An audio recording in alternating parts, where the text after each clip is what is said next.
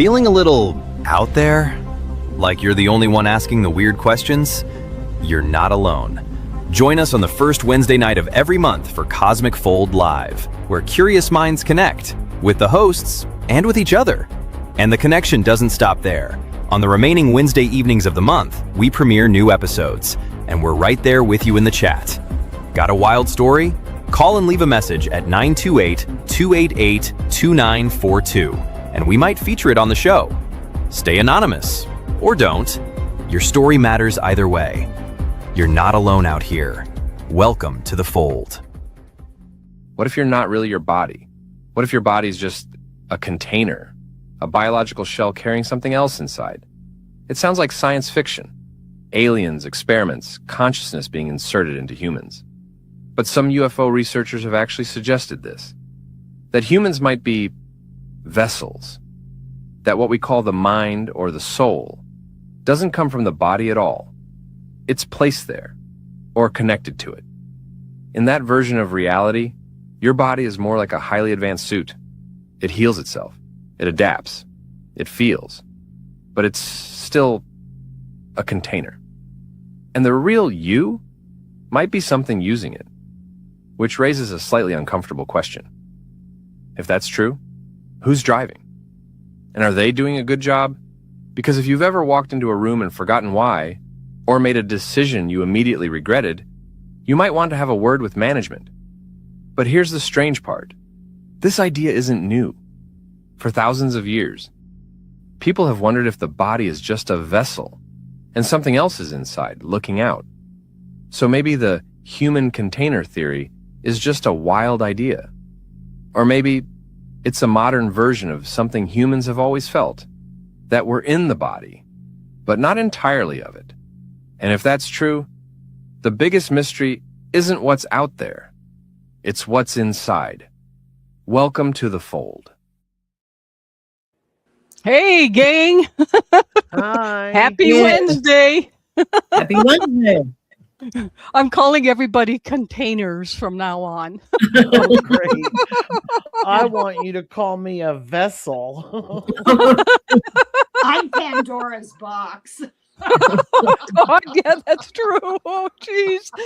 So how's everyone today on our day of 4 hours of a ceasefire?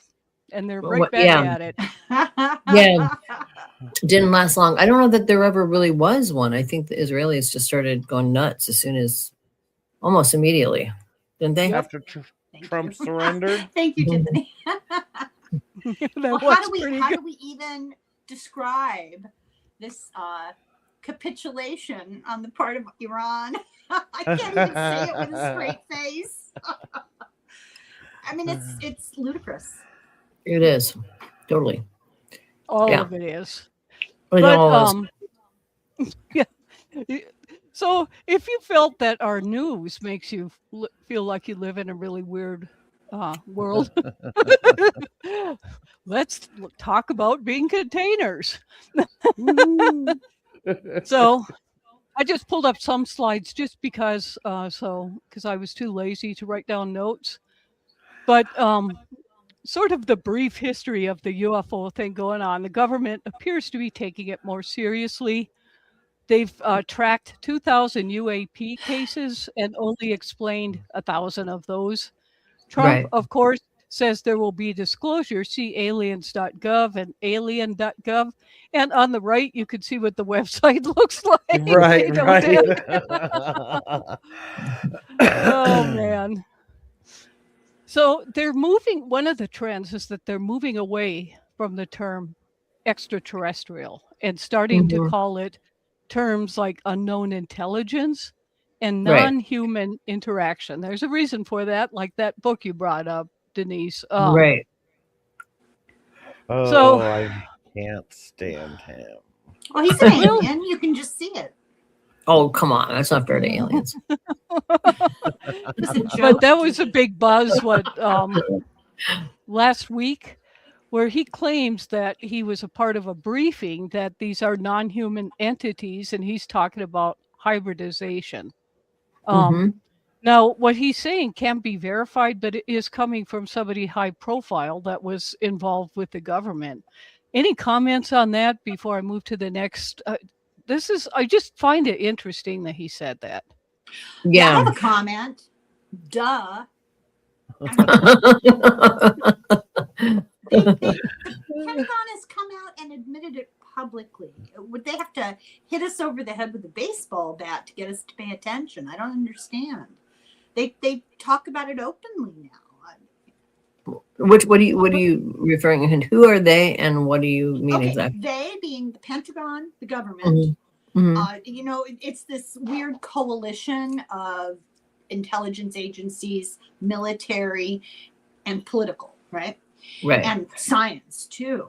And they had a press conference in 2017 and came out and said, yeah, UFOs are out there. We don't know what they are, which actually is redundant because that's right. what UFO means. And then the New York Times did a big, gigantic expose on it, and it went over like a lead balloon. Nobody reacted. Right, but this is not that. This is saying that our government is taking people and hybridizing them with alien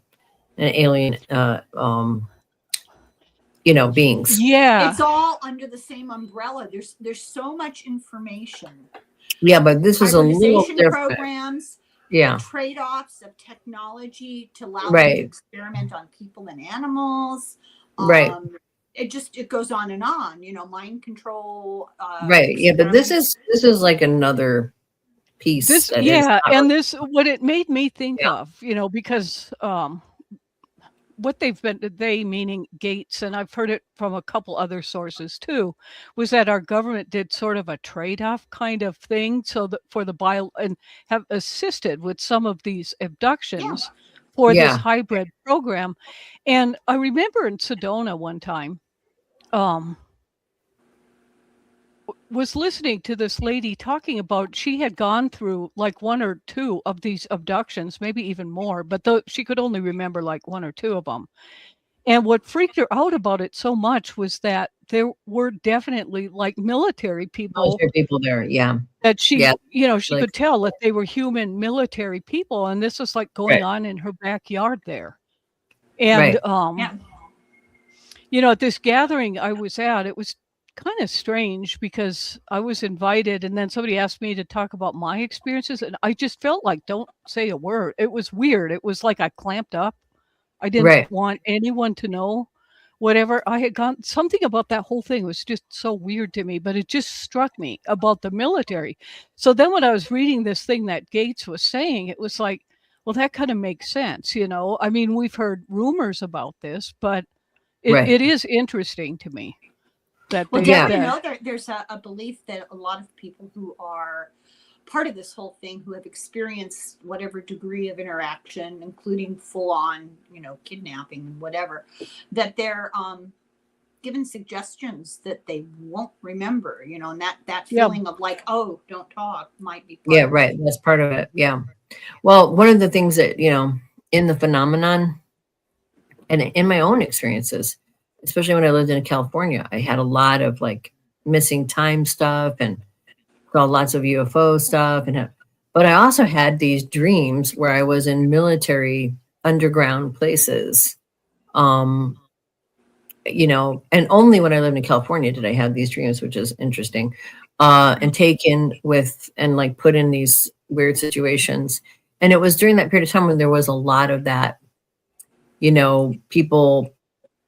And I had those dreams too, like the wise babies where you have an alien baby, a hybrided baby.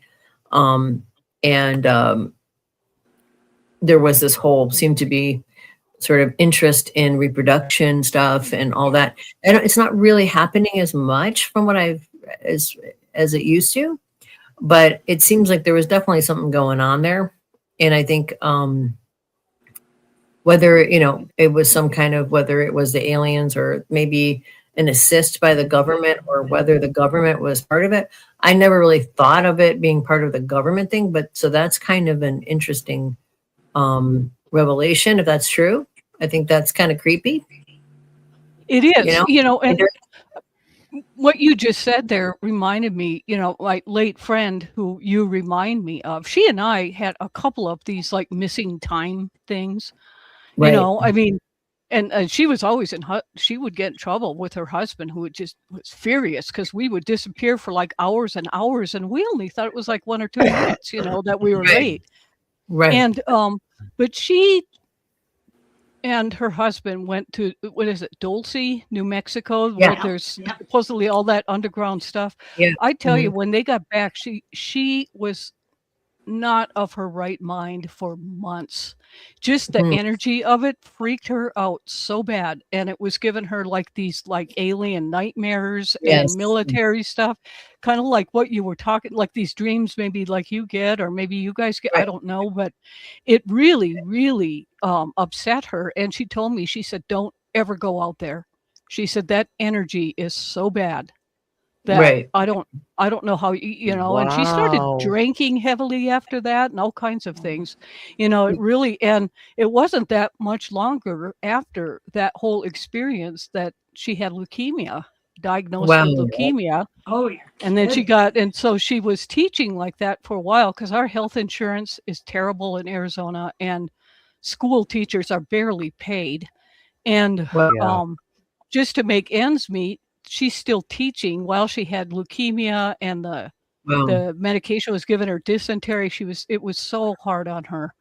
I was so Wow. glad when she finally retired, but she died shortly after that, after retiring, because it just took, but there was just such a weird like thing that happened to her after going to that Dulce place. Right. Right. Were you, Well, there's Deborah, you, say you something? and I seem to be on some kind of weird synchronistic thing. I just finished taking notes on a chapter about the families of people. Like, there'll be all these scientists doing investigative research at the Skinwalker Ranch for Bigelow and for the Pentagon.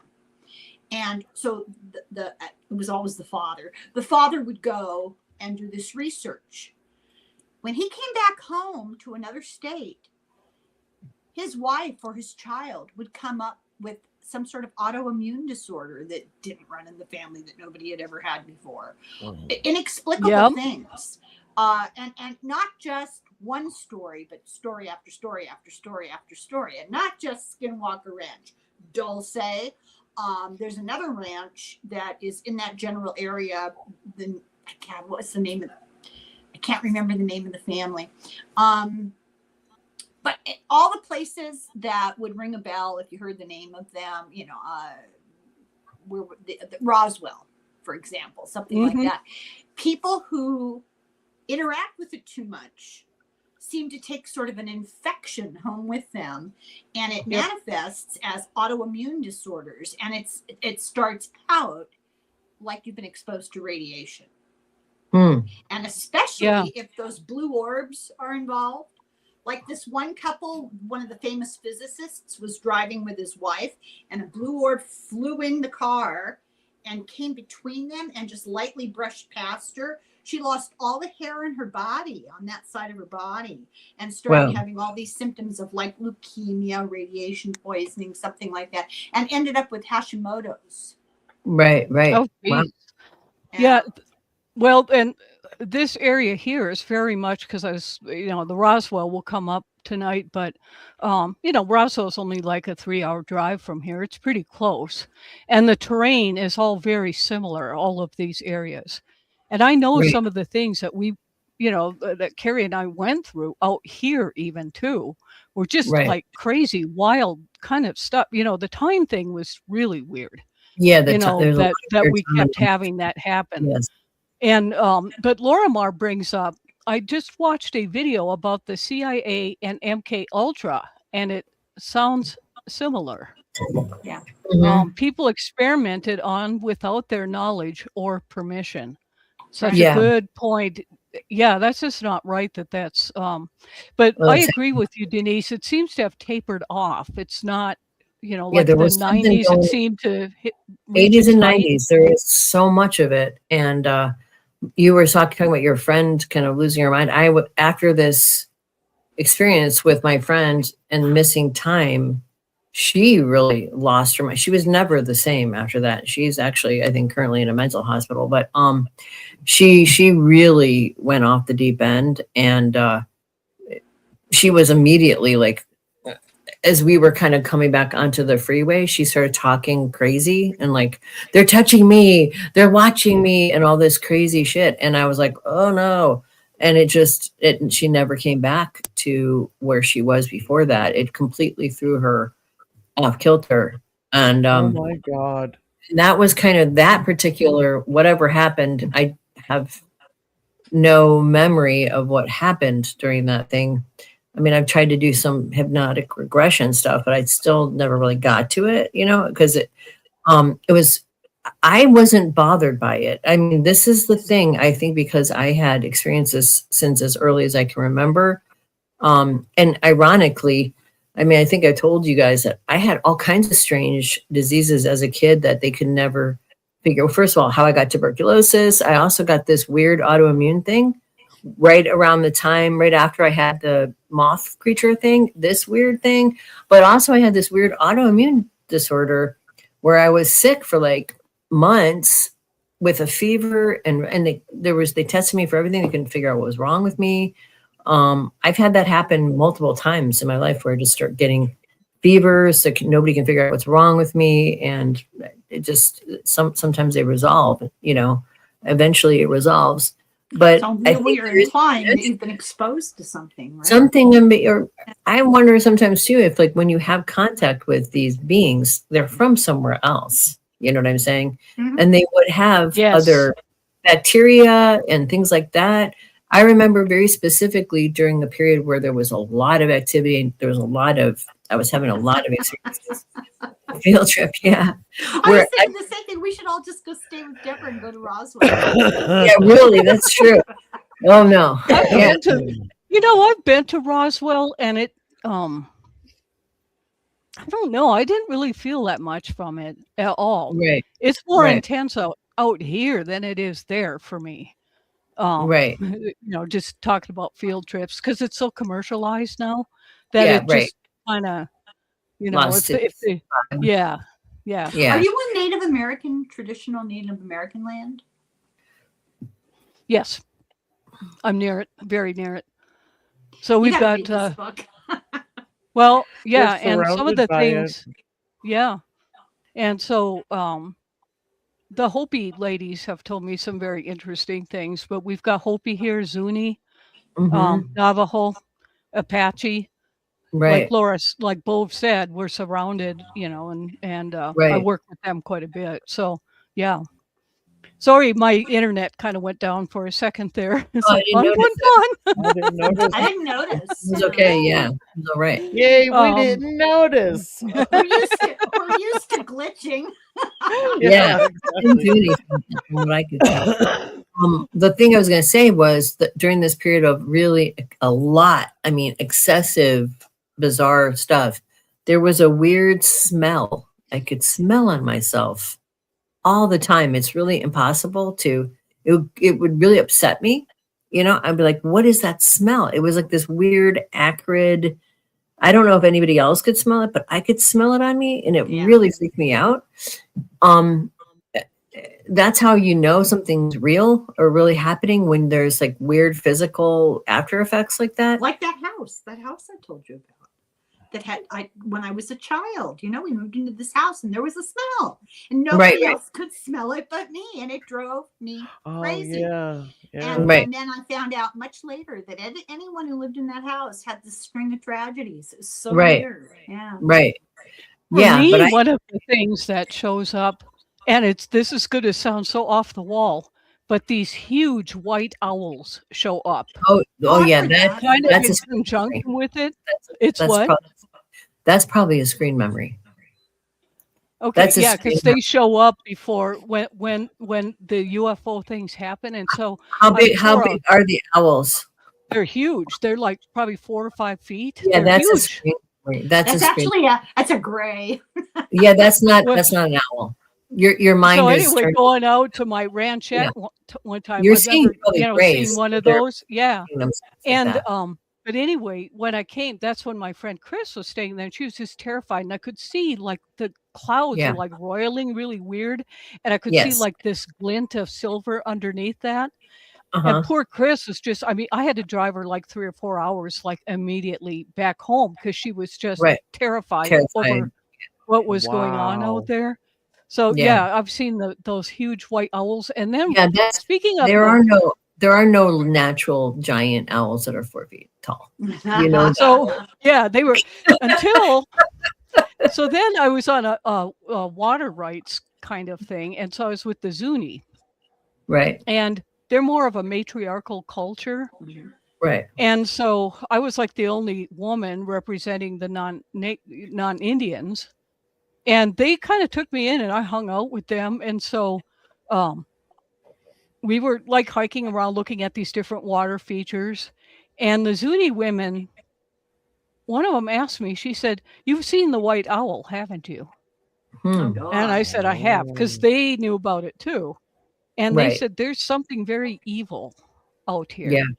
Yeah. Because they were hiking along the little Colorado River, and one of these huge white owls was Mhm. decapitated in the river, and its body was like churning in the water, What and the they hell? couldn't find the head. And they took that to mean something very, very evil, some kind of presence. And they Oh. told me that since I had seen this, and they just knew I did, which was such a bizarre thing to just ask out of, "You've seen the white owl, haven't you?" And we all kind of did a prayer of protection for this area because they were really freaked out by that just its body was in the river. Was it the same kind of owl? Was it the same sized owl that you saw? Yes. Yes, That's this great big weird. huge. And so they viewed it as some kind of a sacred thing because it was so unusual, and the natives had been seeing this owl. And Right.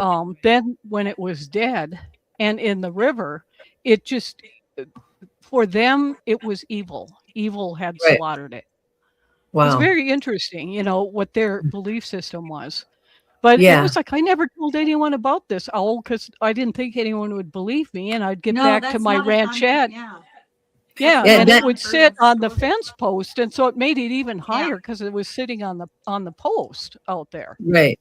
But a lot of report people, that.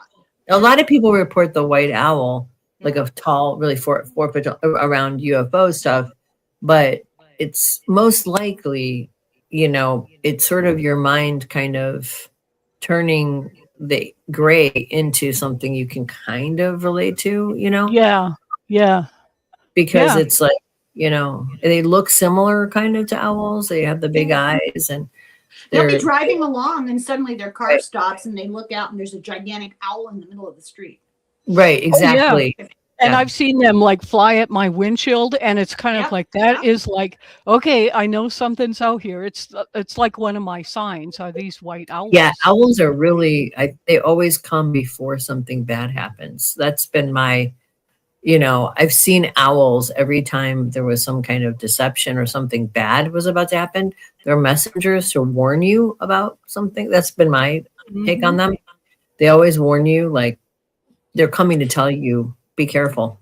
You know how they some of us think there's a link between the mythology of the ancient Greeks and Romans Yeah. and actual aliens, right? I always thought it was so interesting that the goddess of wisdom, her animal Athena, is yeah. an owl. Yes, you tricks. know? Yeah. Yeah. Yeah. I always thought that was very interesting. Yeah. Yeah, it So is interesting. anyhow, let's see what our next point was here. So that was Matt Oh. Gates. So trying to find out exactly what is a hybrid. There's all these different theories. Some of it's a mix of human and non-human. Other people are saying it's like purely biological. Maybe it's not. Maybe the body is biological, but not the hybrid, consciousness being non-biological. Any thoughts on that one? I couldn't Yeah. find a definitive answer on it. Well, I mean, I think that the whole human race is a hybridized race, first of all. Yep. I think that's for sure. yeah. I mean, there's a lot of evidence to suggest that. But I think that there are probably, people who, So if that's the case, and we hold some kind of piece of these star beings or whatever they are, or can I hear Alice whispering? Hey, wow. Better watch out. That's cool. Yeah, I mean, Helen says you better watch out. I'm like, that's so love it. cool. It is cool, but I do love Alice, but yeah. But yeah, that there is some kind of I think there may be other things like maybe there are sort of potentially hybridizations that maybe are been happening. My theory, I have a theory about this. I think there's some statistical evidence to suggest that there probably have been upgrades or shifts or DNA, whatever, probably some kind of hybridization that's sort of been happening over the last however many years. It's sort of pushing people a little bit because there was this thing called the Flynn effect. I don't know if you've ever heard of that, but this is a psychological study that was done, I think, in the 70s, maybe, something like that, or 80s. Some people think negative blood types because they don't have I'm not sure about that because I think that's kind of too obvious in a way. Do you know what I mean? I don't think it would be just that. But the Flynn effect is interesting because and I've known a couple people with negative blood types, and they really don't seem like they're hybridized at all. They seem totally normal. I'm an O negative, so it's the universal one.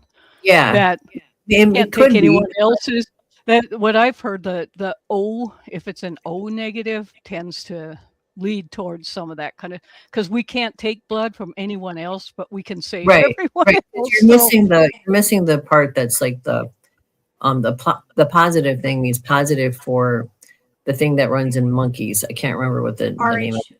RH factor. Yeah. And it causes you to die. If you have a baby and your husband and your blood types are not compatible, and that baby inherits the incompatibility, it triggers a rejection response the next time you get pregnant. That's right. B negative. Yeah, because B is actually even more rare than O. Yeah.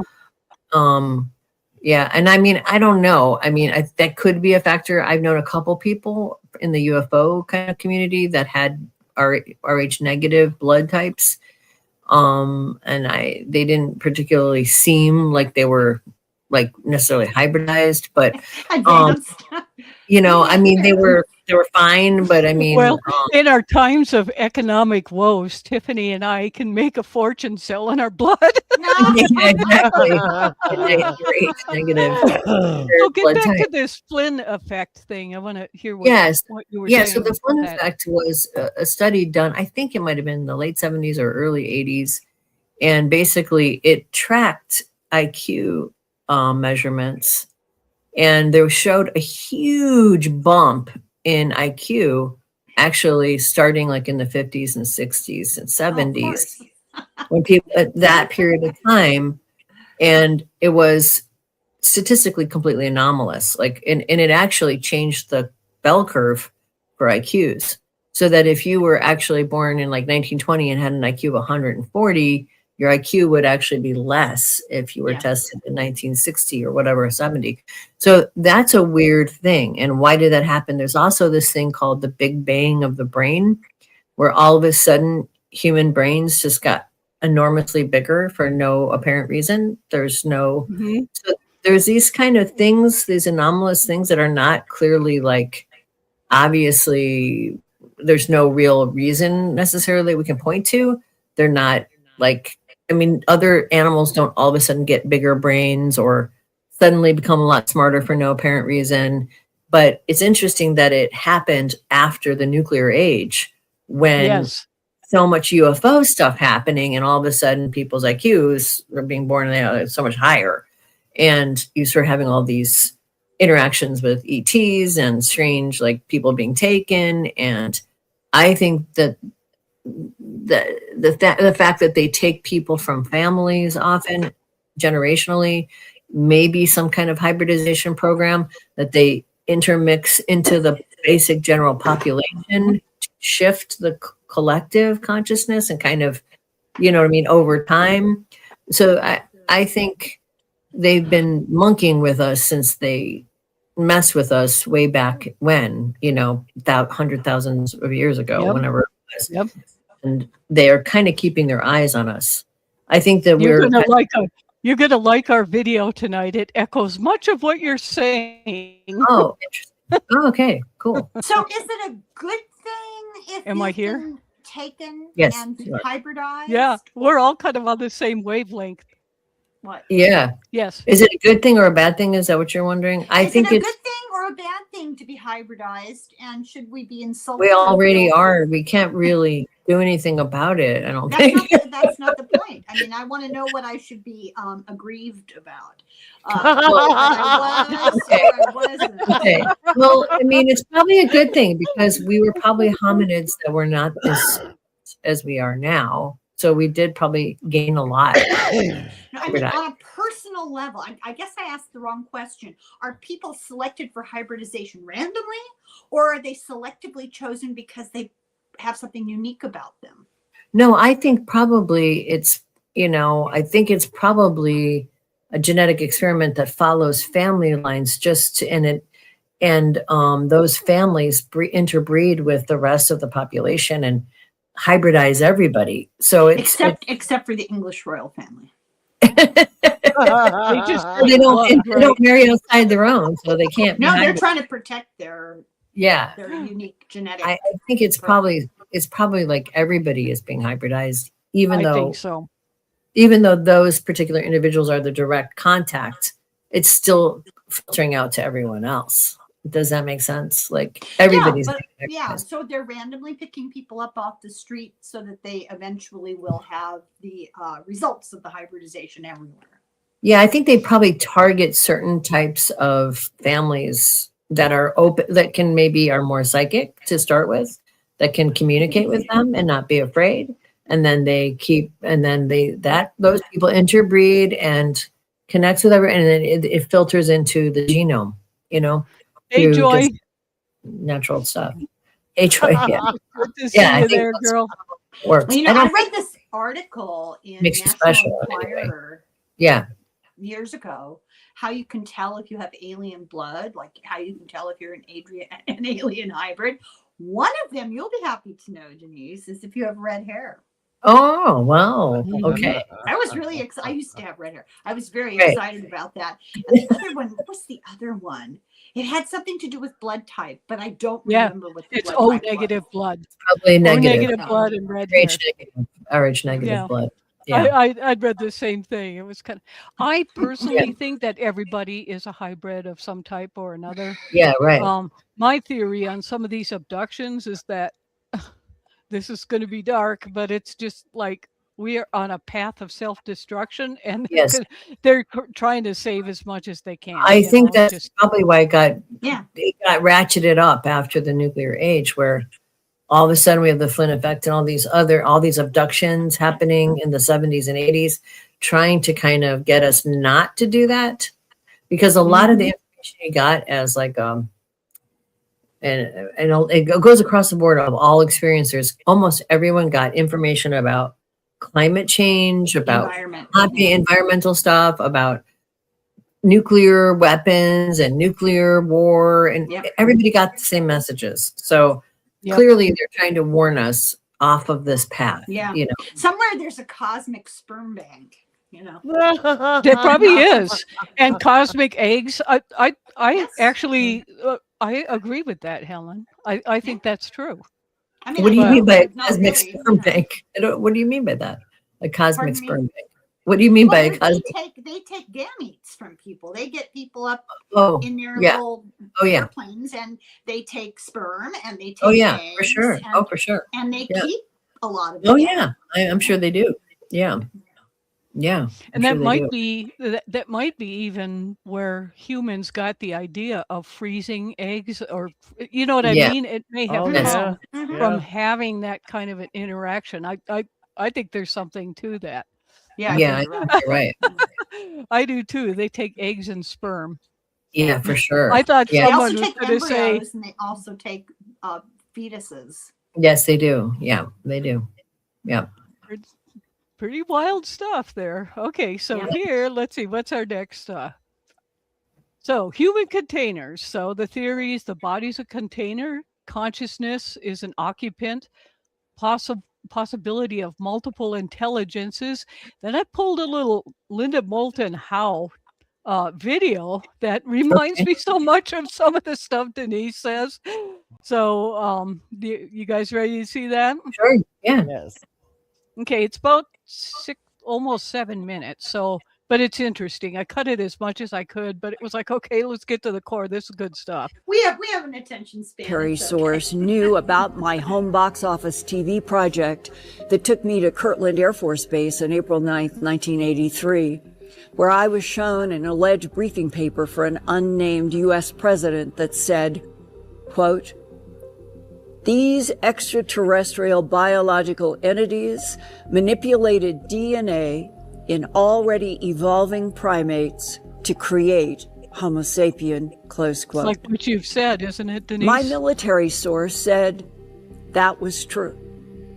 But he stressed that no one in the American government with access to that knowledge ever wanted to be alive if or when such an announcement were broadcast to the world that humans are someone else's experimental androids and ET human hybrids. Mhm. He told me that he had talked firsthand with a U.S. Air Force captain who received telepathic communication from one non-human at a crash site in the Roswell region in 1949, not the 1947 July crashes. Walking around that 1949 site, the Air Force captain clearly received mind-to-mind telepathic communication from an Eben that looked like a dead body amid the debris. The captain said inside his head, he could hear crying and felt pain coming from the Eben body on the ground.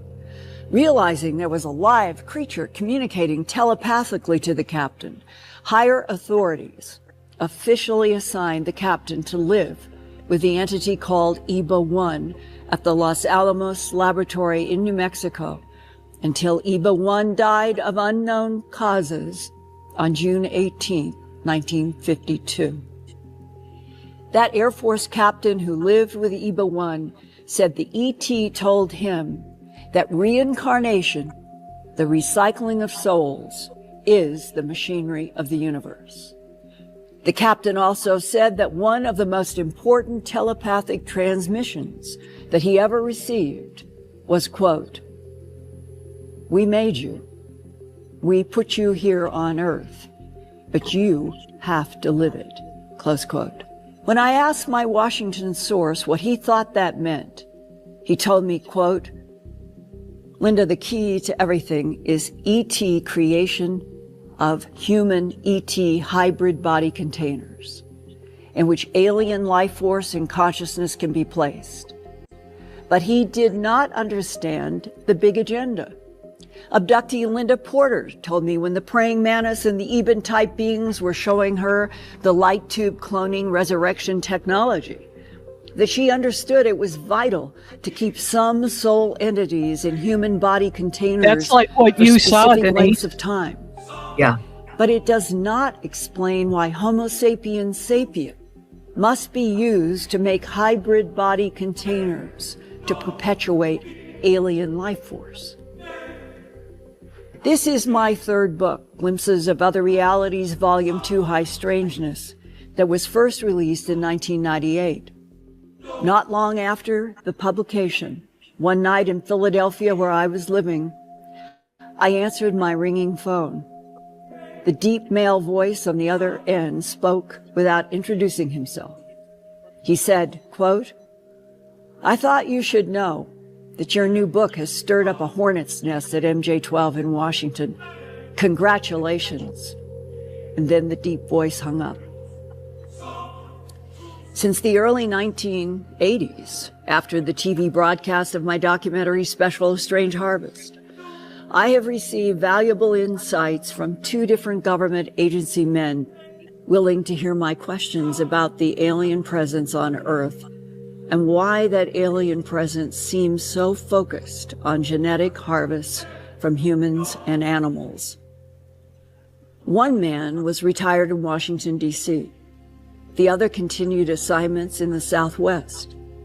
Both said they had done work for the highly secret MJ-12 group.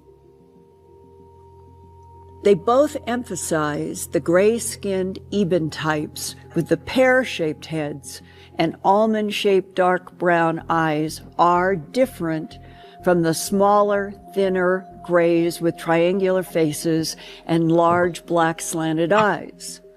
The men thought that the Ebens are our allies, but they did not trust the pointed chin grays, quote, who lie to us, close quote. That was a warning. The whistleblower explanations of prime intelligences that make biological androids and hybrids help explain the great confusion since the 1960s, when human abductees have described so many different types of beings, ranging from insects to tall, pale humanoids that have blonde or black or red hair, while other alien beings are described as standing up humanoid alligators or lizards, referred to as reptoids. Government insiders say the various types of hybrids and androids are designed for various planetary tasks on our planet and throughout the solar system, and even beyond the Milky Way to other galaxies. While reviewing these pages of Glimpses of Other Realities, a research colleague and attorney, Michael Pill of Shutesbury, Massachusetts, wrote to me, quote, "The notion of the soul picking up residues may explain why we have memories of past lives. It may also explain why, after spending thousands of years and who knows how many wretched lifetimes trying to work out the karma from one or more evil incarnations, one can still feel the enticing charm of the dark side. Those 7 deadly sins are like predators. They've got you before you realize they are even there." The Ebens say that everything that occurs in our time span has occurred before. I guess it means we're right in the middle of a huge big circle, and it goes round and round. And the way I see this is that Earth was created, and one day, 5 billion years from now, the sun is going to expand, and Earth will be engulfed and destroyed, and everything goes back into a big bang, and then everything starts over again. I don't know about that part, but yeah, I don't know. But I mean, I definitely think, you know, because I remember as a little tiny kid having interactions with these beings who would tell me, "We're your real parents. We're your real parents." And I was like, "How are you my real parents?" You know, and then they explained kind of genetics, and I didn't have the language for that. But I think that they could have just been saying, like, all humans are our real parents. You know what I'm saying? And basically, I don't know. I mean, I don't know if that was specific to me or if that was, I mean, I think it means everybody. I never could tell, but I think maybe it's both. I don't know. But who knows, you know?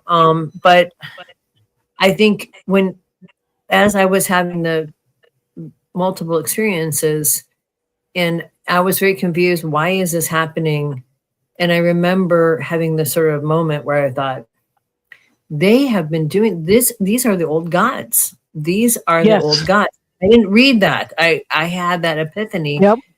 These are the old gods. These are the, you know, in the Bible, they're the Elohim. In the Sumerian stuff, you know, they're the old gods, and they are the Greek gods. They're the Greek god. You know, they're, no matter where you look, there's the same characters in every mythology that are basically the same personalities. You know, and clearly they are geneticists. They came from somewhere else. They probably hacked their own genome so they could live a really long time, seem immortal. I don't know that they're necessarily totally immortal, but you know, and then they hacked our genome for whatever reason. Some people think they made a slave class. Who knows if that's true? Maybe they did. Maybe they hacked us or just for as an experiment to see what would happen or how to get incarnate here with, for I'm different wondering if people scried if they could see the nature, their alien nature, or what they look, like when you stare into a mirror or something. Right. Have you tried that? Have you tried that, Helen? No, but stop reading my mind, Deborah. This is Well, the reason I say that, watched a video that's basically talking about what you're saying. It's remote viewers who, as a group, have just figured out that what Denise said is true and what you said is true. But here's the slightly different part. Yes, the old gods are the new psychopaths, but they're the same psychopaths. There is one that has an really extended lifespan who is inherently psychopathic, evil, call it whatever you want, and keeping us trapped in this situation and toying with us. And here's the best part of what I listened to. That's like the demiurge stuff in right. Yeah. The Hermeticists, the Gnostics, all these people, philosophers believe the same thing. I think they were on to something. But yes. What this remote viewer was saying is when they looked back on the whole Epstein thing, they found out that that's a you're talking about the farsight.org people. You're talking about Farsight. You're talking about farsight.org. You're talking about Farsight. That this is a kind of a minor manifestation of a larger control system. Right. That it's like this God who likes to call himself Ra and who likes to call himself Cronus, who was famous for eating his own children. And that behavior is manifest in the Epstein files. I don't want to talk about it too much. Yeah, right. I saw that video. I was going to say, though, I also had this revelation that as I was researching the beginnings of Judaism and the beginnings of patriarchy, that it seemed like that God, the minor weather god, who suddenly became the God that everybody has to worship and is very judgmental and evil, that Yahweh, he was probably an evil alien trying to manipulate this tribe of people. But it's the same alien as it's the same thing. Same alien as Cronus, and it's here today. Well, they don't say Yahweh is the same one, but minions are the people that we think are in charge making all the decisions. But they're not. I think there are other types. I suspect that Denise is one of these. No, seriously, that are here, that are not of that tribe. No, there are. These dark. When I watched there's good ones too. There are good ones too. When you saw the chain where she showed like these different types of aliens, and the very first one, the kind of bald looking, this was in the 90s when all this stuff was going on. I'm seeing owls and all of that. I was living off grid, and I just had the most. I probably told you guys, but the most vivid dream. It was so freaking vivid. That I was in this place where there were these Victorian houses. They were like old and almost decrepit and abandoned. And I was in there cleaning one up, and I was like cleaning off the banister and everything. And was talking to somebody I didn't see. And I said, yes, we've got to get this ready for the children. We've got to get ready soon. That's so weird. And so then as I'm cleaning in there, then there was this magnificent fireplace. And so I go to clean the dust off this mirror, and I saw what I looked like in this dream. And it was crazy. I was probably like 8 feet tall, if not taller. Yeah. Pure, like this white, completely sexless being. Yeah. Totally androgynous. The eyes were bright, bright gold.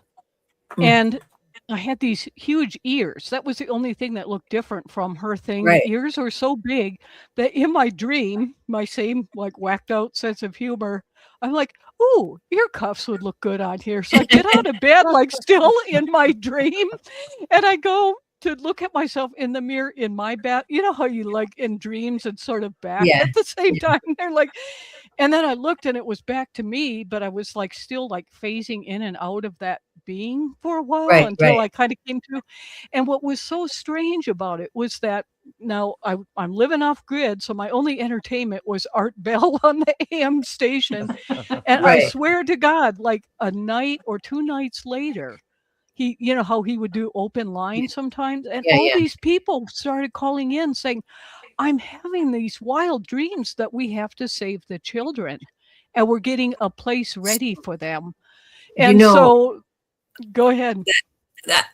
that is really weird because I found a journal. I was going through my journals to put them on Substack, and I almost put this one dream up there in my last, but I thought, well, it's not really related. But that was the whole thing. I was getting these bowls of water ready and for the children. I'm putting these bowls, and I was like, what the See, fuck is you've this had that about? too.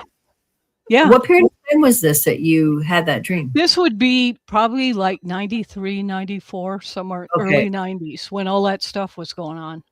Right. Interesting. Because Yeah, this was and in it was 20 so years. real. And I've been Yeah. thinking about that again lately because it's like I see this path we're on.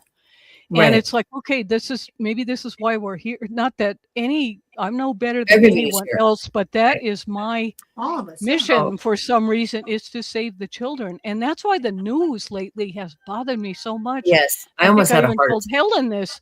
Yes, Yes. I did. And I it's gave like myself a what migraine. I grieve the Yeah. most for, not the adults, it's the children. I just Children. grieve for these Well, see, innocent children I'm and not the having animals. those dreams. I'm not Yes. having those dreams to save the children. I'm producing the children for you guys to save. Yeah. Oh Okay. my. Fair enough. Yeah. No, I So mean, I'm what making light happened? of it because it's so horrible. it is horrible. It's Horrible. so upsetting. But Well, yeah. tell me about your dream a little bit more, if you don't mind sharing it. It was just you were getting a place ready for the children also? Yeah, Or it was this weird like circular place where it was like upside down, like Alice in Wonderland.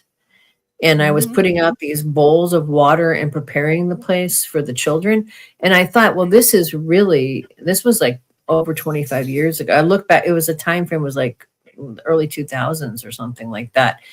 And I mean, I didn't have kids. I wasn't even thinking about having kids at that time. I don't know why I had the dream, but it kind of seemed like it's kind of about now because it's sort of, we're Yes. living in this weird upside down Alice in Wonderland world.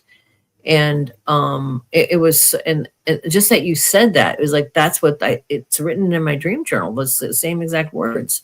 And I'm like, what the fuck is that? That's weird. Wow. Yeah, so I guess maybe it's a message from them, like, you guys can't keep doing this.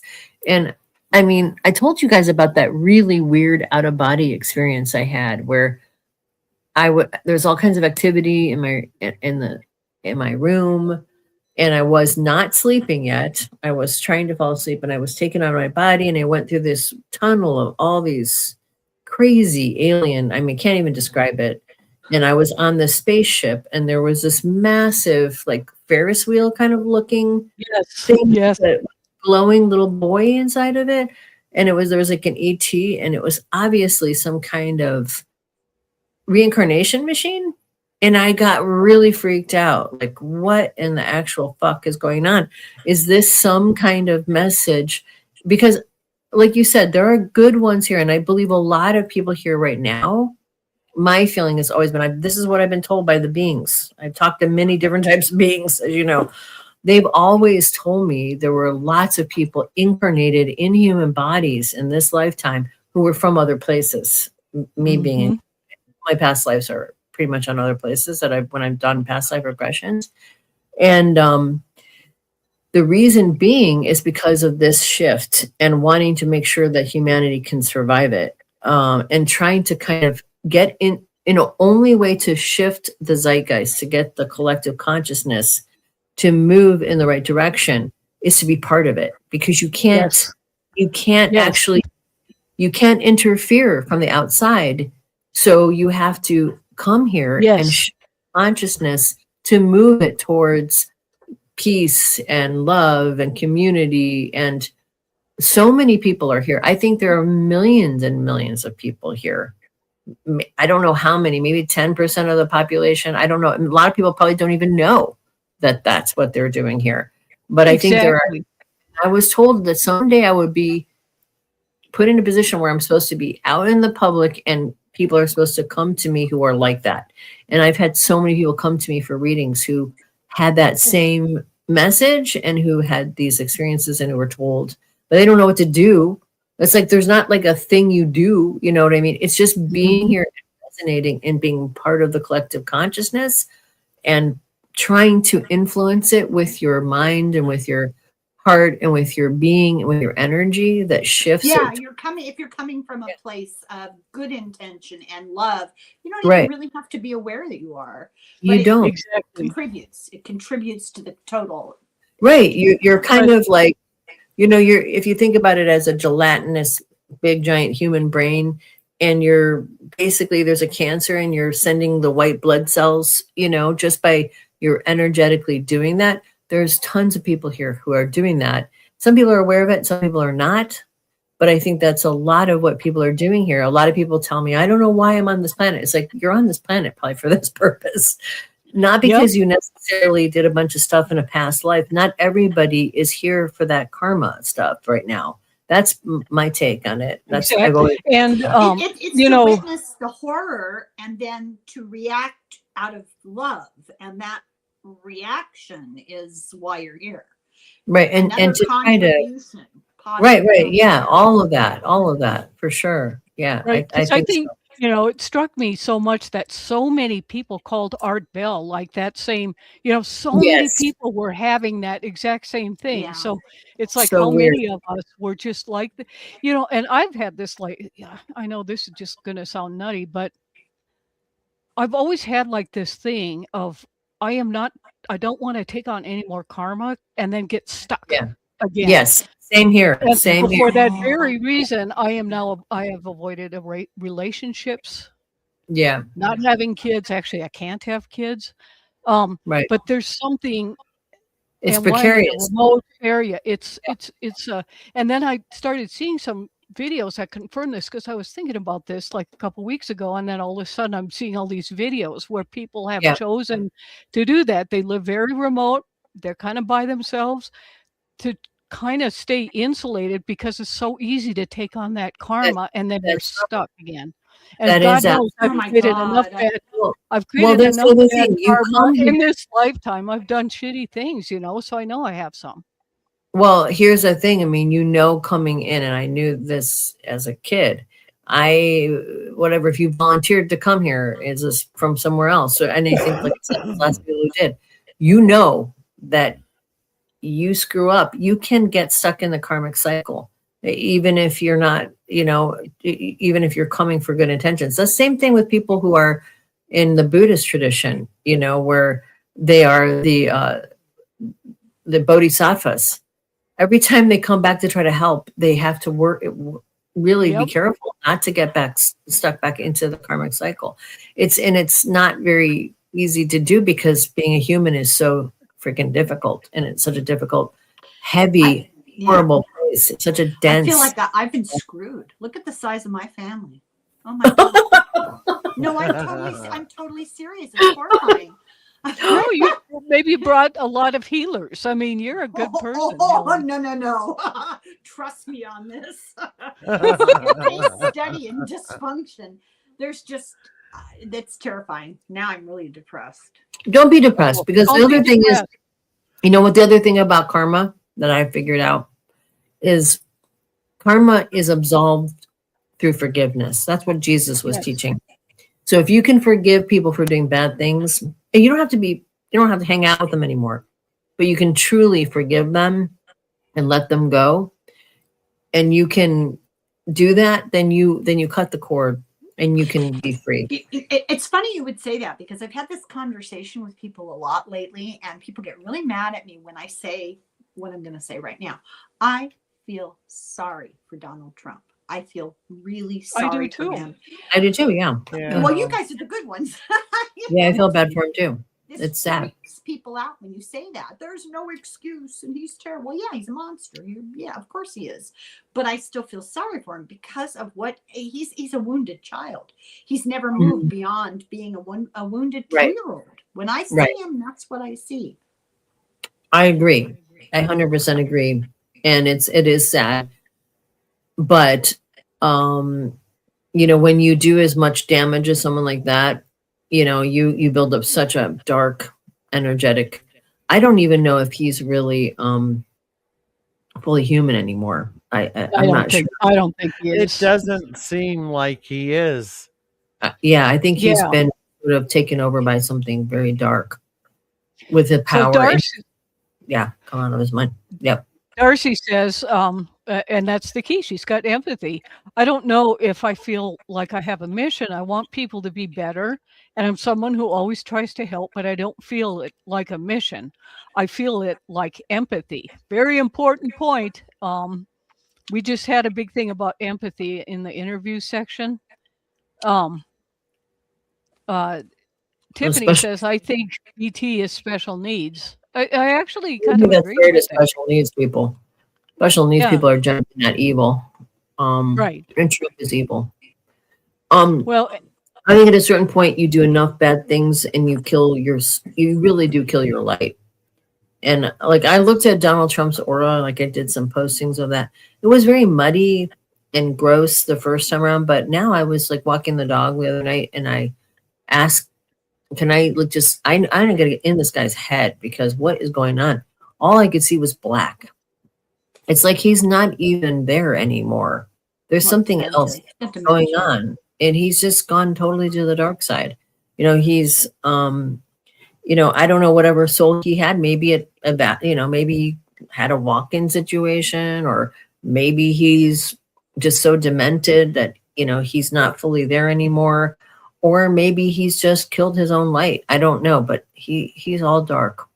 It could, and it can be just neurological deficit. Is just there's nothing there anymore. It could be that. But you reminded me, talking about the karma thing. You reminded me of that book, and I think you said you read it, Lincoln in the Bardo.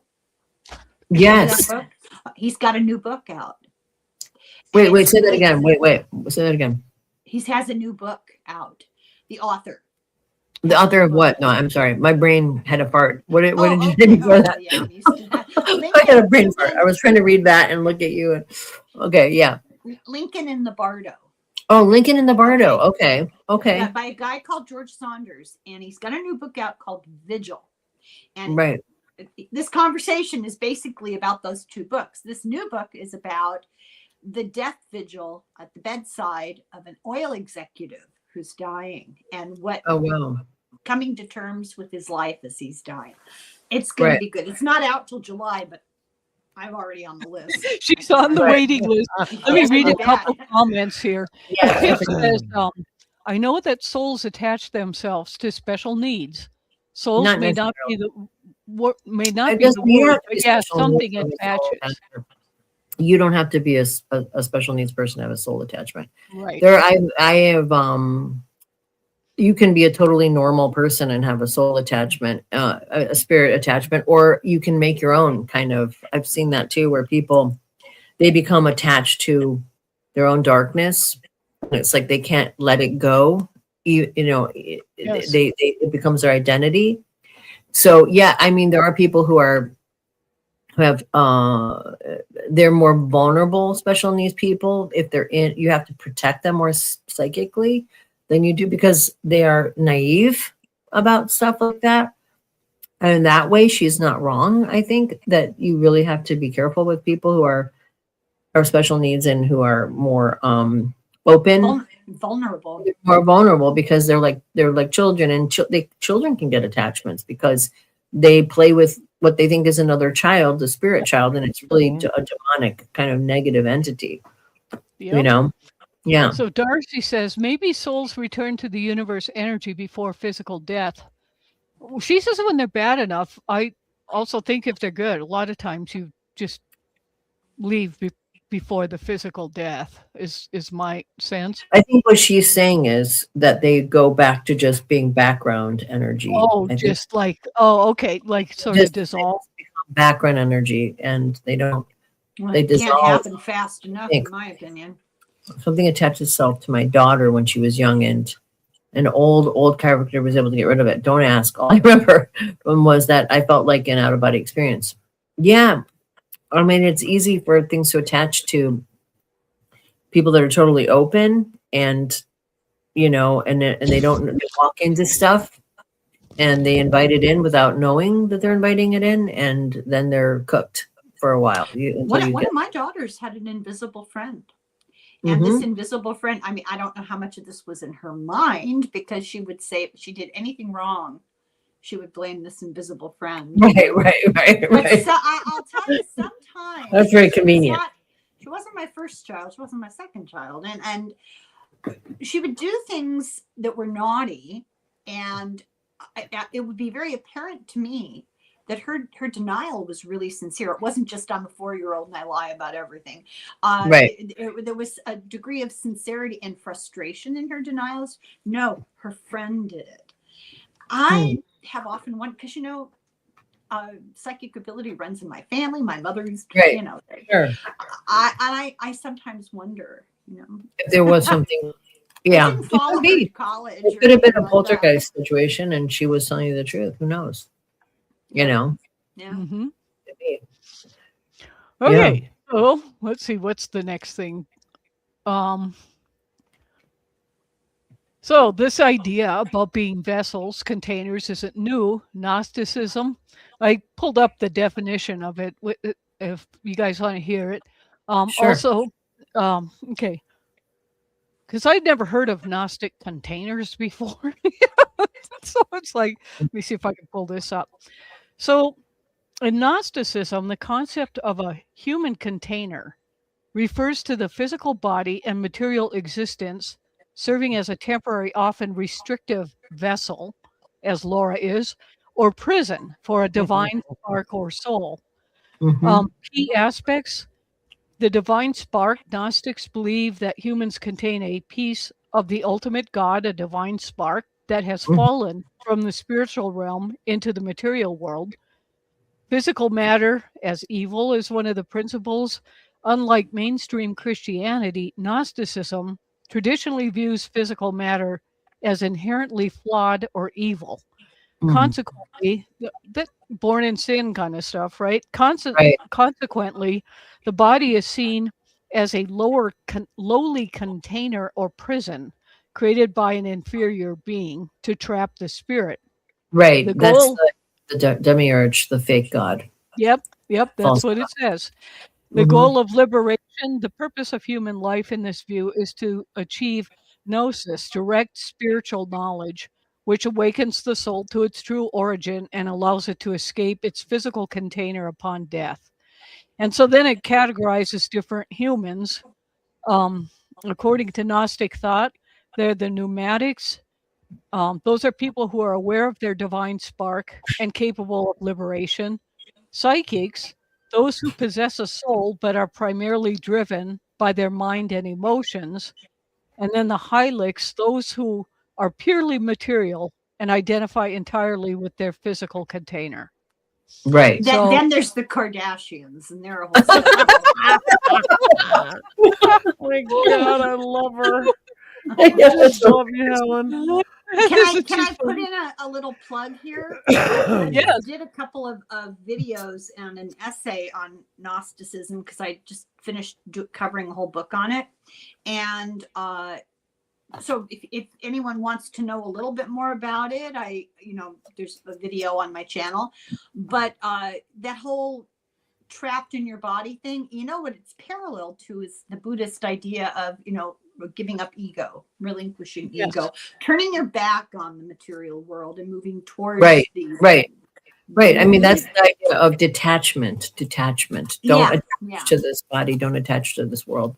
Learn detachment. And they don't mean it like be detached and have no empathy. They mean, don't attach to things and and also like forgiveness is part of detachment. But I think when I hear about the Gnostic stuff, I think it's some kind of resonant, probably comes from older stuff, from oh, it absolutely does. Yeah. From stuff where there's memory of the star beings creating humans, and they're not the real gods. They're not the divine field God. They're not the supreme Ein Sof, beyond the beyond, that is the real energy in everything and everyone. they're these false gods who came and created human beings. And maybe that's the question that I always come to is, how did people start? Because we know we have souls and we're divine beings. How did our souls end up being put in these weird ass experimental bodies? You know what I mean? That's what I am always curious about. I think about that a lot. You know, are we all people who came from different places? Maybe we are part of this experiment on some level. We maybe thought, well, that'll be interesting. And maybe because it's such a dense kind of weird place, people come here specifically to learn certain lessons you can't learn anywhere else, because I don't believe that everywhere is like this. All my memories, past life memories, are not like this at all. In fact, most of the other places are hive mind kind of places where you have no secrets and people work and everybody works together. It's a very different kind of energy. In I fact, was going to say, when I tap into it, there's no such thing as jealousy. right. It's like that doesn't exist. And personal, like, greed for me. Everything is about me, you know, and I'm control That's everybody else. Yeah, you know, there's and not in the other Yeah. places that I remember. It doesn't exist, and it's not like it's perfect. It's just that as a hive mind, as you have no ability to block other people's thoughts, everybody and everything is out there, and you feel everybody's feelings. They feel yours, and you're in sync with everybody. You know what I mean? That's that attachment to ego, you know. Right. And so you don't have an ego in that way. You're an individual, but you see yourself in everyone else, and everyone there's no That's kind of a step boundaries. I have a theory, and go ahead and pull it apart, but I have this theory that we look at our idea of aliens and our idea of gods, and we think of them as so superior, and what they've really got over us is technology, you know. But the reality is we're all the same thing. We all come from We are the same thing. There's no difference between us and an alien and an angel, and it's just various degrees of vibratory spiritual energy. Right. It's just different. Yeah, different aspects of the creator. And that's why I'm saying, you know, you might need to be prepared to get scared. Okay. But do that thing in the mirror, because you can see, at least I can. Right. I think most people can, that when you stare in the mirror, you also see your, like, very dark animal self. When I saw that, it scared the shit out of me, you know? And so I saw that. I also saw, like, I didn't see a lot of past lives, to be honest with you. And then I go back into this more like, for me, it's always this being with gold eyes. I don't know what that is, but that's where I finally end up. But it'll take, you know, the first time I did it, I passed out. It was that intense, because you're seeing it turns into but if you're curious about yourself and your past lives and what you are, try that. You know, maybe, well, Denise probably knows how to do it better. I just kind of did it based on feeling like this could be interesting, Deborah. you know, so I may have done it wrong, but. No, you didn't. Sainted Irish grandmother always used to say, don't be looking at yourself in the mirror. One of these days, you're going to see the devil looking out. You do, but you do. You see it. This really dark. At least I saw mine. It's really scary. Yeah, I don't know if I've ever told you guys about this, but it goes to what you're saying. My friend who I told you guys about privately, who had some issues. I didn't know that at the time until after this experience. She got mushrooms. Okay, so magic mushrooms, and we took them, and she wanted to watch some TV show, and I was like, okay. And then all of a sudden, we felt ourselves being pushed down. I mean, I felt it. She felt it. We weren't talking even. And I looked over at her. She looked over at me. We're like both on the ground, and we turned off the television, and we encountered our shadow. Basically, it was a shadow kind of. It was a very intense journey. My shadow was this crazy alien, over analytical, like science-y numbers and alien shit everywhere, like weird hieroglyphic stuff, and very cold and detached. And I was like seeing all these strange alien symbols and stuff like that, and getting all like really wigged out about that. Not in a negative way, but just feeling very like the frequency was shifting, and I was getting very Overwhelmed.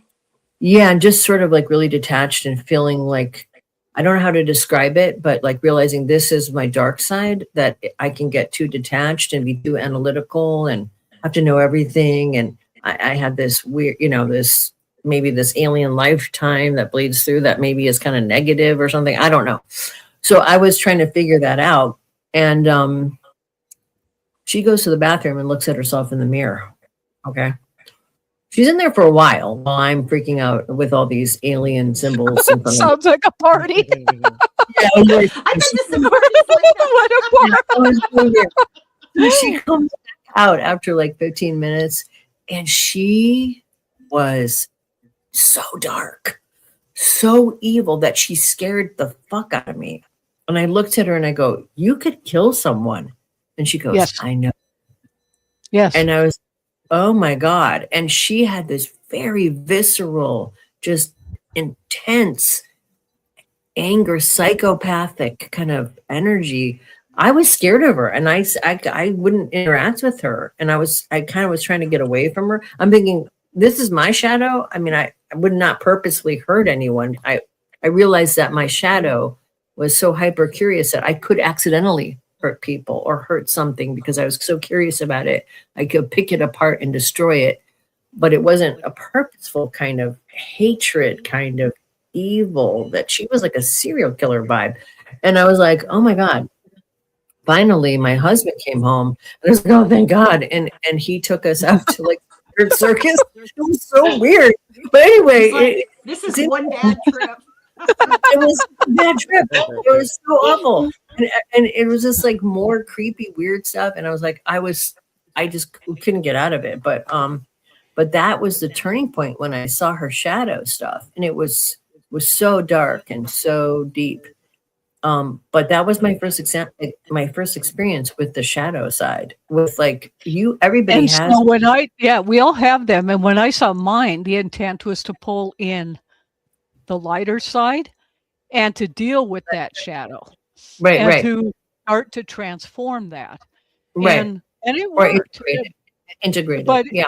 But it was very frightening to me. Yes. Mine wasn't like a killer thing, but it was like this, I don't even know, just like an animal. It was like a werewolf or something like that. Right. And not Deborah, very intelligent. Have you Not done very psychedelics? Huh? Have you ever done psychedelics? No, never. Never? No. I guess that mushroom experience would qualify, right?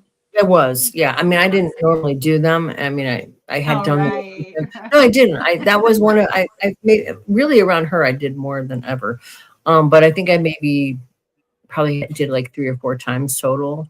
I did not really like it. It was always these weird alien things that would start happening, and like it would get really intense and weird, and I didn't enjoy it. Probably also because I was doing them around her, and it was bizarre. It wasn't positive. Yeah. But yeah, that was, I think, the last time I did it. Have was you, like, have you What about ever you, done Bove? them? Yeah, have you done psychedelics, Bove? Yeah. So Lots. what was it like? What was it like for you? It never took me. I've done LSD and I've done mushrooms. And mushrooms were the better of the two because they were natural. They were mushrooms. And the high was more organic. It was a full mind and body high. And if you just go with it, it will take you beautiful places. Yeah, I took it one time like that when I wasn't around her, and it was very fun. Yes. Some people take this stuff and they do battle with themselves. Yeah. I mean, they go to battle with themselves, and it's scary and it's ugly. But my experiences have never taken me to outer limits, and by that I mean anything that might be extraterrestrial or any Right. of what we're talking about. It's all been so much more surreal Right. and colorful, and that's Right. the best way that I can describe my experience. Yeah, that was my first experience with them, but it was, it was at Cal Arts, and I was with people that were good, primarily. Not like she's a bad person, but she definitely has a very intense dark side. And it was very fun. I was hugging trees. I was seeing auras around everything. I was like, oh, I love everybody. It was very positive. Yeah. Have you, Helen? Have you done them any? My grasp on reality is so tenuous that That's how I always never even been tempted. Mm-mm. Yeah. Wow. Yeah. That's what I What thought. about you, Deborah? I mean, Did the you say no? I never have. Pardon? The only thing I've had was I've never have. The only thing that I've had was morphine with kidney stones, and that was Oh, a but nice that's trip. not That's not a It was psychedelic. very nice, but that was like That the was only very drug nice. I've ever done. opiate. I have to say though, Um, I have to say that they are really good in certain circumstances. Like that particular thing, the first time I did it was very spiritual, very like love and aura. Yes. And then the time I had the bad experience was also extremely edifying. It was so eye-opening. I really learned a lot about myself from doing that. And I learned a lot about her, and she learned a lot about herself. It wasn't fun, but it was like a big spiritual lesson.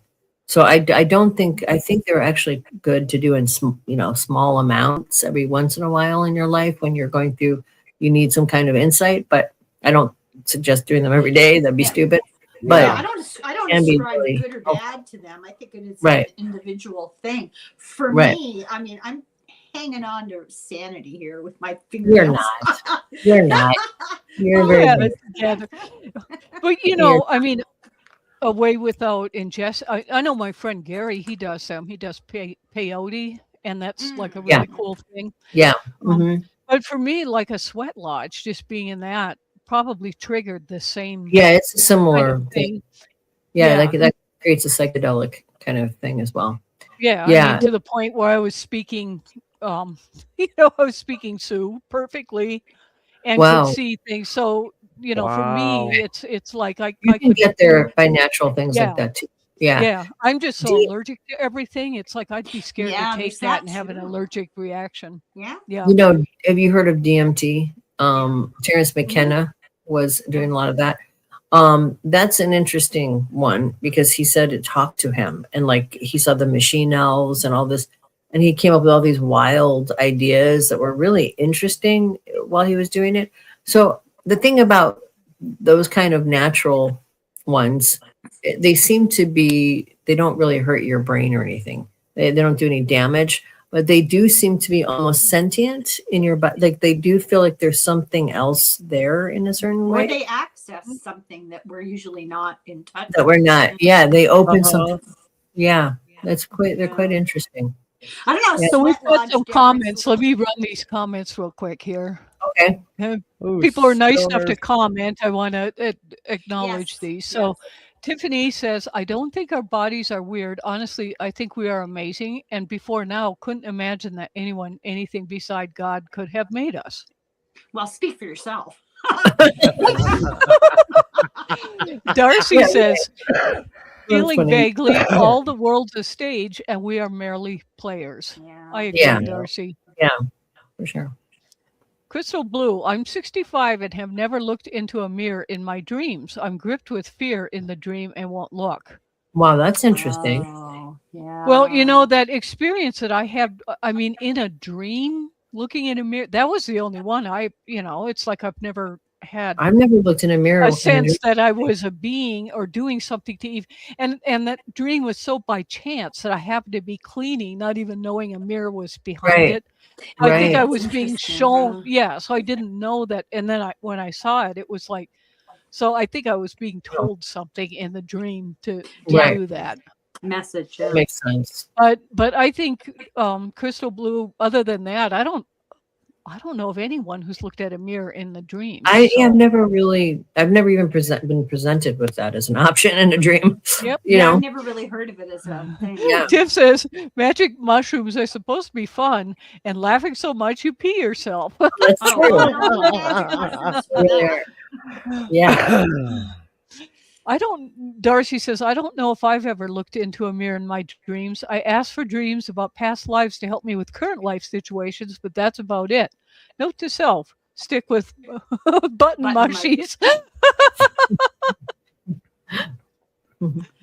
Yeah, and you know, the whole sweat lodge thing, Deborah, I was thinking about that.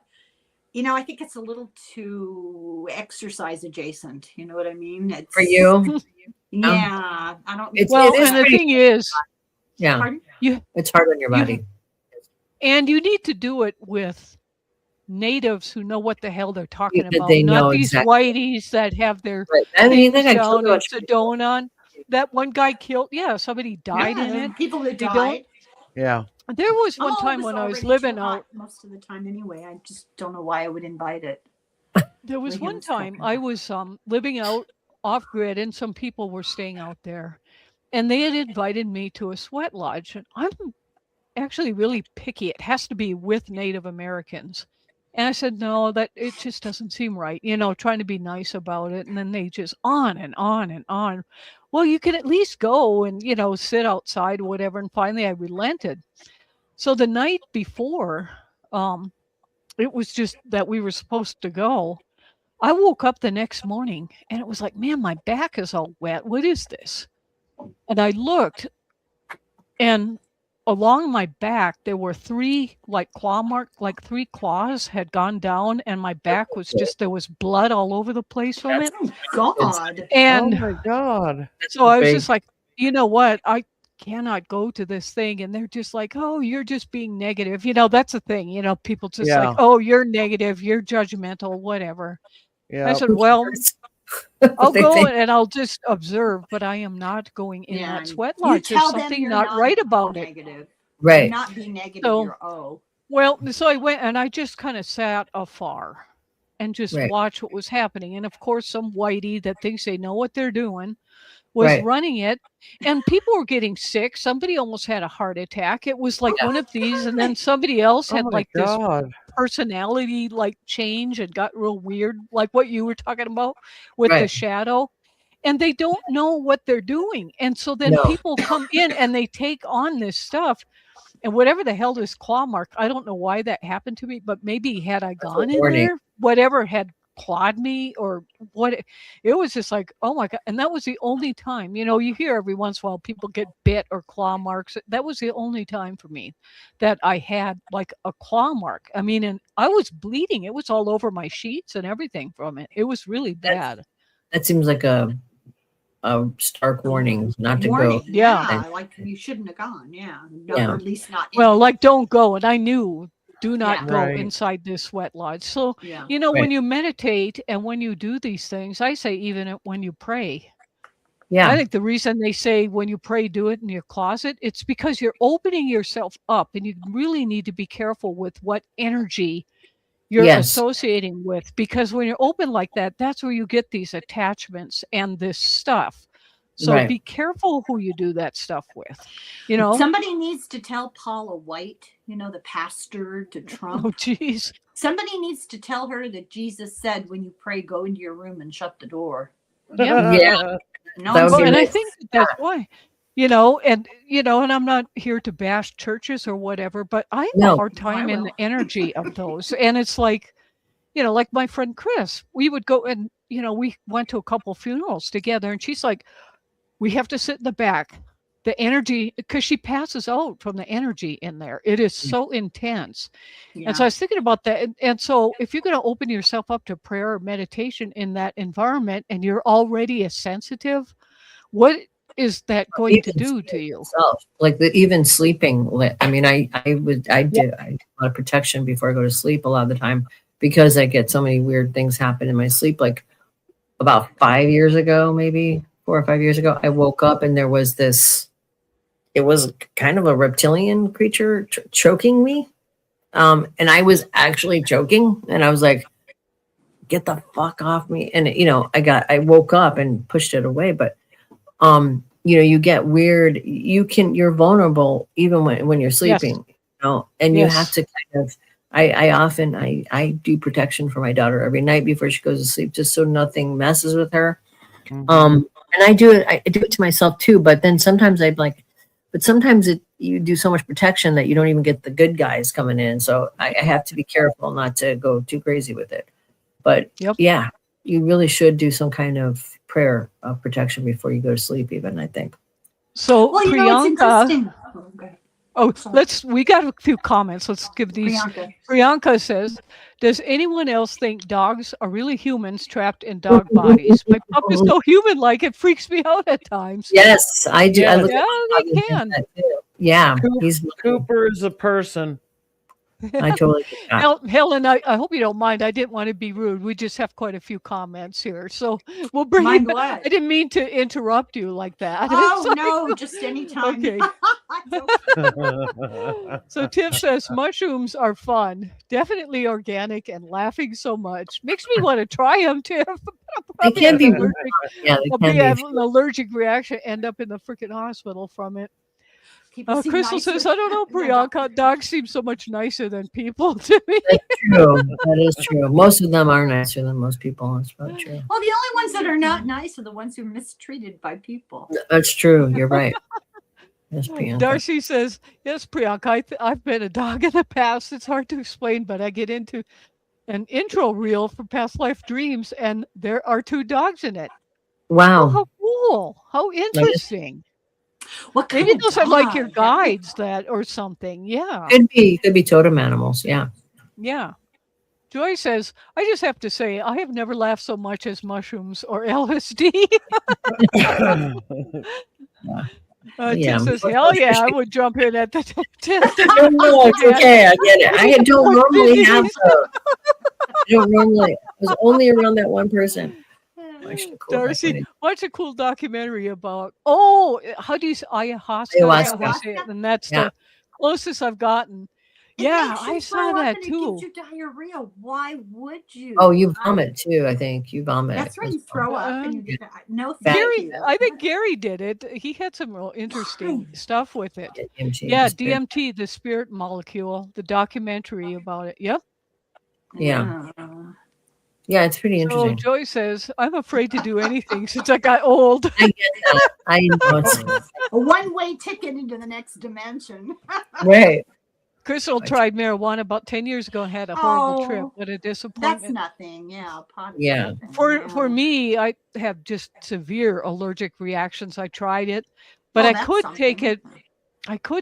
My brother gave me cooked in like brownies or something when I had kidney stones, and that was good. And I was watching Doctor Who, and it was never so funny. So, well, there's different kinds. It's not all the same thing. I mean, it is. She may have had a bad mix. When it was a pot. A pot puts me to sleep. What did you say, Denise? I said, turns out Helen used to be a pothead. Maybe hot flashes explain why women get more intuitive later in life. No sweat lodge needed. That's funny, Joy. Oh God, how frightening. This is scary. The whitey running that sweat was working with negative energy. It was attacking you in advance. That's a good. That is good point. Right. Why would a white person think that they were equipped to do something that is a cultural ritual for another? A lot of them do. And then, they're gurus and get all kinds of money for it, and they think they're real important. That's where all the negative energy comes from. Yeah, that's and and appropriate other cultural understandings. Yeah, that's right. They don't know what they're doing. Crystal Blue, I haven't prayed since 2003. I don't pray either. I just kind of meditate and. Yeah, me too. Praying for me feels like asking for something. I'm more like, what do you want? Well, you don't have to. It's kind of where you don't have to ask for it. Me too, Joy. I don't even like that. All right. So anyway, those were the comments. Good comments all around. Thanks, you guys. Hilarious. Yeah. All right. So let's see. Did we have a? What were you going to say, Helen, or did you forget?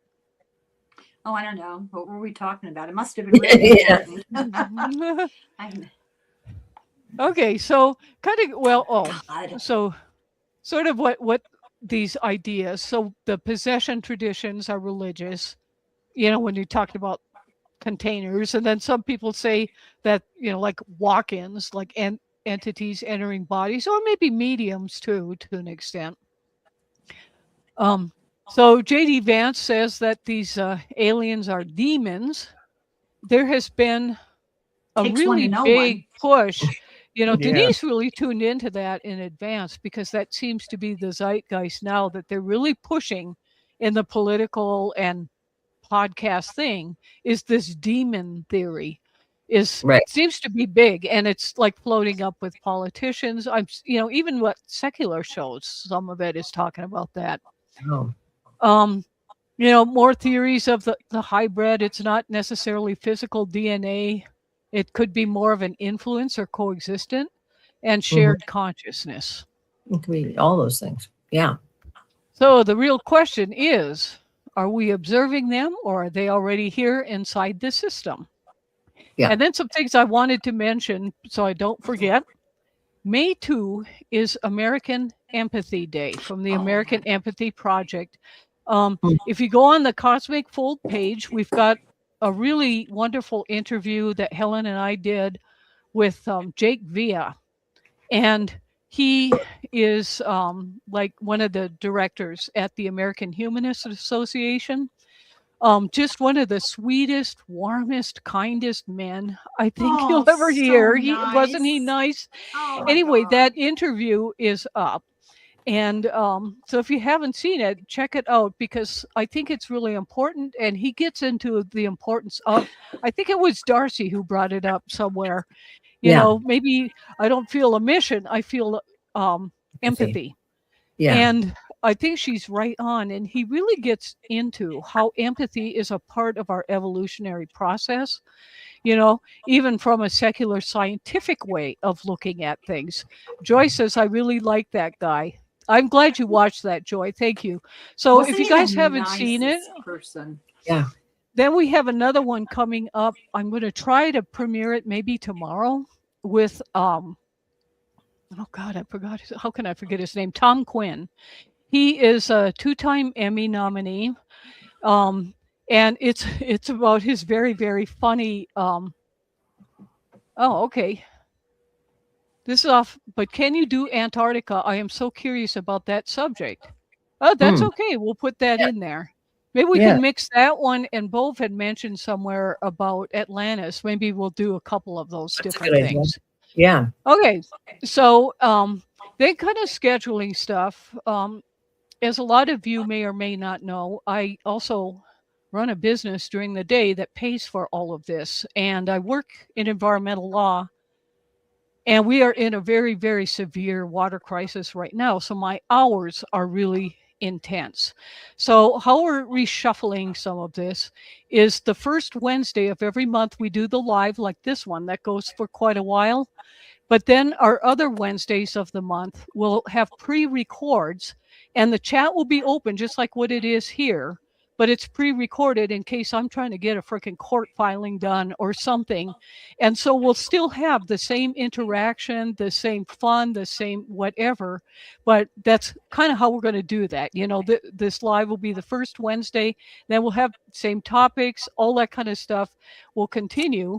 Another thing that I'm adding to the channel, I'm more interviews. So like we've got Tom Quinn coming, and if anybody has written a book or they want to be in for an interview, something like that, go to our app and forum at thecosmicfold.net.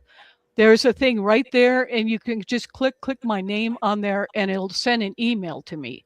So that way I know, and it's, my own servers, all of that, so you don't have to worry about, invading your privacy. And the other thing is too, I've stopped the live calls on this particular show, but you can call that same number, and it's in the show notes. So let's say you've had kind of a weird kind of wild story and you'd like to run it by the folks, but you don't want to reveal who you are or something, you could just call the number and just leave a voicemail and say, Well, that's a you good know, I idea. had this crazy UFO experience, and just, you know, what do you guys think it is? And just, you know, so you could just do that, leave a message, and you can remain anonymous if you want, or just say your first name if you want. But I know it's kind of challenging to you know, and kind of scary to just call into a show or something. So that kind of gives you a way to do it, and also at the Cosmic Fold website also.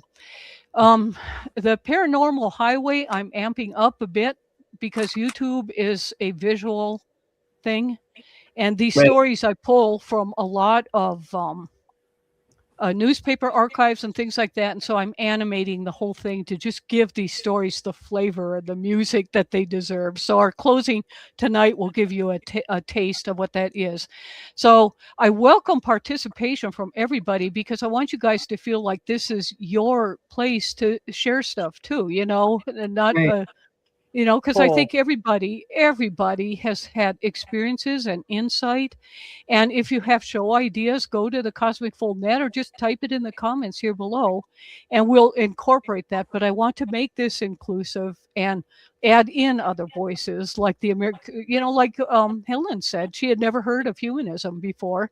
And like he said, it's like, well, there's probably 44 million humanists in America. Most of them don't know they are. And so it Right. really kind of envelops a lot of who we are. And it's so hard, you know, people want to label us and all of that. And humanism, I am a member of American Humanists. I have resonated with it for a very long time. And it just sort of, you know, it's easy. You don't need a label. So those were just some of the notes. But seriously, if you can watch that interview, or at least go to AmericanEmpathyProject.org to see what that's about, and maybe create a little thing in your community, because we need to start bringing in more empathy to combat this nonsense that's going on in our, you Yes. know, like the toxic empathy, Helen. I mean, we were both sort of aghast over that. It was Isn't that the craziest thing? That was all about don't be too empathetic. It's not good for you. yes. And that's Yeah. part of Yeah. well, It was- thank you, Tiffany. We are all part of the same family and Yeah. people. Yeah. And Yeah. well, any None of us are closing That's quite right. Gnosticism.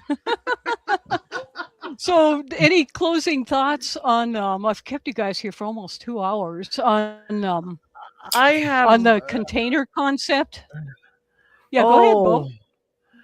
This whole show has shown me so many things that never even occurred to me. I mean, never even crossed my big fat mind. And it's been a jaw-dropping show. I just typed in humanist. I'll be checking that out. As far as the container thing, it makes sense. I don't know. You continue to blow my mind, my friend. Well, you're not your I've body. just started- We're not our bodies. No, Yeah, we're we are not. not. Energetic Well- beings, and this is just a temporary vehicle. I prefer to Yeah. call it vehicle, you know, like a Maserati. Yeah, it's a vehicle, Yes. right? Like Yes, a car. I like vehicle Yes. also. Container Actually, is that very in much dreams, if you dream about a car or losing your car, it's sort of a symbol of you being out of body during that dream and trying to get back into your body. That's a common theme that comes up. It's not be able to I'm- find your car. Come back to the body. Yeah. Darcy Someday I'll says, I tell you teach my recurring creativity card because thing. creativity and empathy are connected.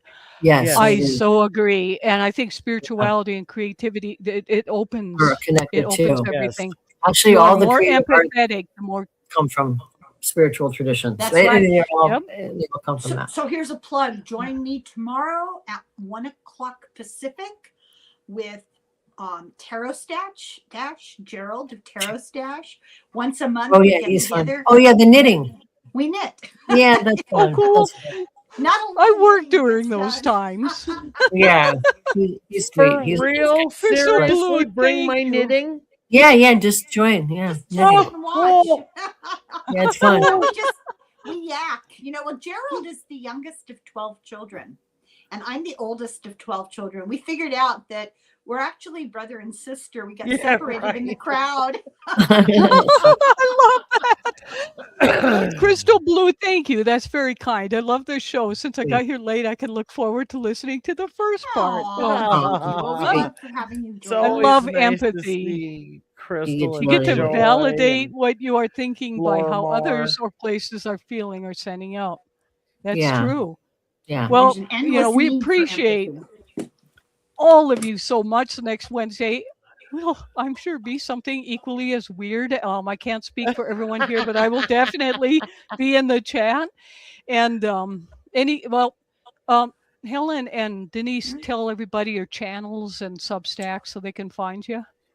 Oh, my Substack is Astrologer's Guide to Life on Earth, or you can just find me as Denise Siegel. And my YouTube channel is called Denise Siegel, so you can see it. Yeah. My YouTube channel is Irish Granny Helen, and my Substack is supposed to be an advice column, Ask Your Irish Granny, but apparently nobody has any problems anymore because I haven't seen any. I was going to ask you, can we make stuff up? I was going to make up some questions and send to you. Yeah. I'm going to send you some makeup things. I'm running out of ideas. It's like a million times better than Ann Landers. They're hilarious. Yeah. No, you Well, I get a always little make preachy. sense, No, Joy. dude. She's wonderful. Yes. It's- We just empathize. We just got.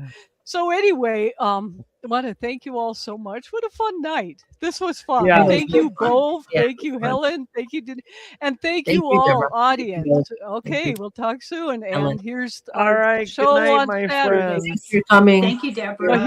Buckle up, because we're not just crossing state lines, we're crossing timelines.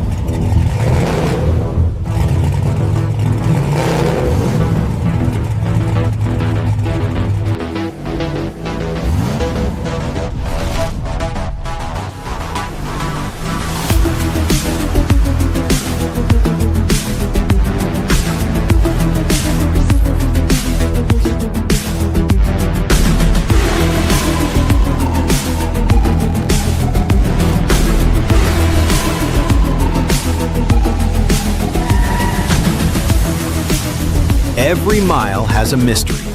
So climb in as we tear down the paranormal highway, one state, one story, one strange encounter at a time.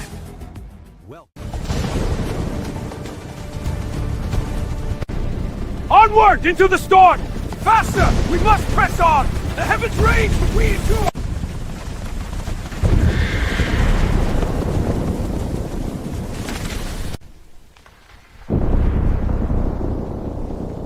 Discover what happened on the paranormal highway. Premiering Saturday nights at 7 Pacific, 10 Eastern.